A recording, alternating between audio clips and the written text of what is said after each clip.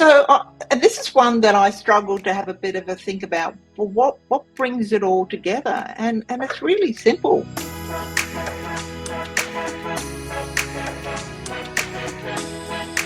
Hello and welcome to our Meet the Coach series. I'm your host, Carla Egan, and today we're talking to Gayle Leaver. Gayle is a leadership coach who has over 20 years coaching experience working across various teams, business structures, and leaders.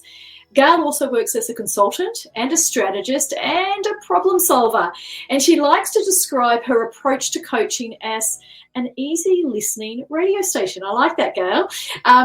Gayle's an attentive listener, and her style is very conversational, with a focus on what you need to do or what you intend to do today, tomorrow, and the next day. Gayle is the founder of GL Mindset Coaching and joins us from Stafford Heights in Queensland. Welcome to our Meet the Coach podcast. Thank you, Carla.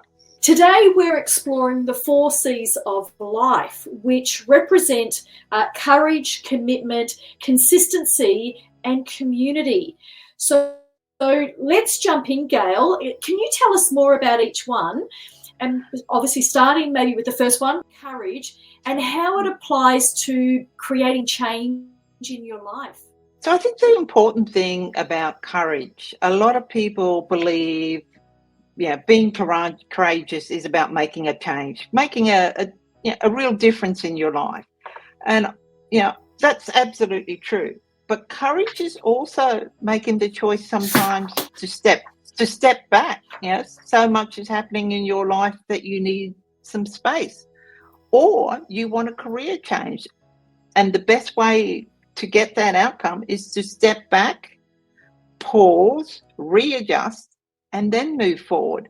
So courage is all of those things. And it's important that the sense of being brave and being courageous in life may well be the first step is actually asking for help.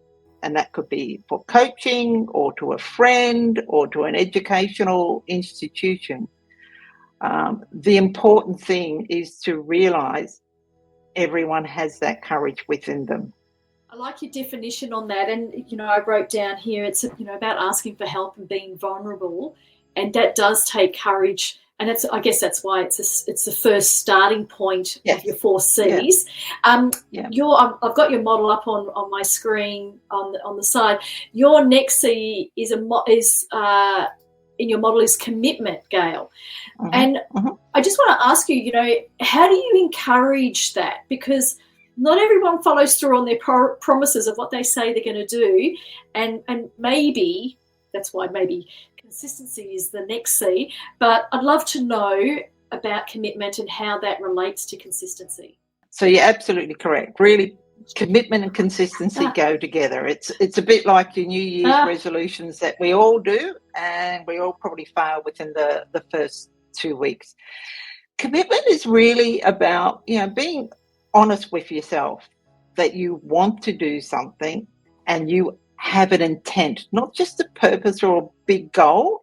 It's the intention to actually do something. And that's where that concept of consistency comes in. It's really about, I want this outcome.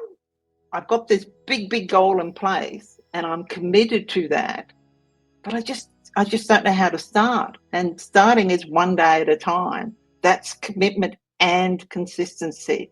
It's almost creating a habit. If for example, a really simple example could be a commitment to improve your fitness or your flexibility. Your intention isn't about doing so many sets in a gym. Your intention should be as simple as, I intend to move every day. And that could be through a gym, through housework, through walking with a friend. It's really just, I suppose, it's a stepped approach to moving towards what you want. That's why, while number 2 is commitment, it's commitment and consistency work together to get not just what you want, but probably what you need. I like your frame on that it's the intention to move rather than I've got to do so many sit-ups. The intention could be I'm going to put my runners on. No, I think that's a really important point, Carla, is so many, and I'll use New Year resolutions far because they're too high level. There's too much within them. It's the commitment and the consistency is that simple day-to-day intent. So when someone tells me they've got a purpose or a big goal of achieving a promotion in 6 months' time, my question to them is, well, what do you intend to do today? Which just takes us back to the intro where you said, what are you planning to do? I think it was, what's your intention today, tomorrow, and the next day, which is really plays into the 4 C's in creating any change that you want in your life. It's such a simple model, but it's really clever. Well, that's the 3 of the 4 C's. You've got me intrigued with the 4th one, which is community. Can you just tell us a bit more about that and how does that relate, Gayle? So this is one that I struggled to have a bit of a think about. Well, what brings it all together? And it's really simple. It's part of life. It's your community around you. It's your support group. It's your friends. It's your walking buddy, or could be a member of a local church or a charity that you're involved with. And your sense of community is not just your cheerleader. You don't want a group of people going, you're just amazing. You actually want a cheerleader, you want a challenger, you want a critiquer. So your community, and I say communities, but it's often communities because we're all parts of different communities. So, I do volunteering for a charity. That's one community. I do a walking fitness community. All of those support me in different ways. But the absolute joy of communities is that they all overlap over time, because as you grow in that one community, is they get to know you, you get to know them, and you're building a relationship that can actually help you support you to meet whatever goal you're aiming for, whatever intention that you have set for today, tomorrow, and the next day. I really like the way you've also defined community, because there are different roles that will help you support the change that you want to make in your life. And I guess as a coach, you would be part of a client's community as well, part of that champion, maybe holding them accountable, maybe being that cheerleader, whatever role the coach plays is part of that community, which rounds it off nicely to bring that circle around to having the courage to go further, to make another change. I really like your model, Gayle. My last is, as a coach, what does it mean to be a member of the coaching directory? What does it mean for you and your business? Well, that's easy. It's part of my community. It's a community that I know will give me the support that I may need. It will help me with questions. I also know, as being part of the coaching directory, is that I can offer support and help to people.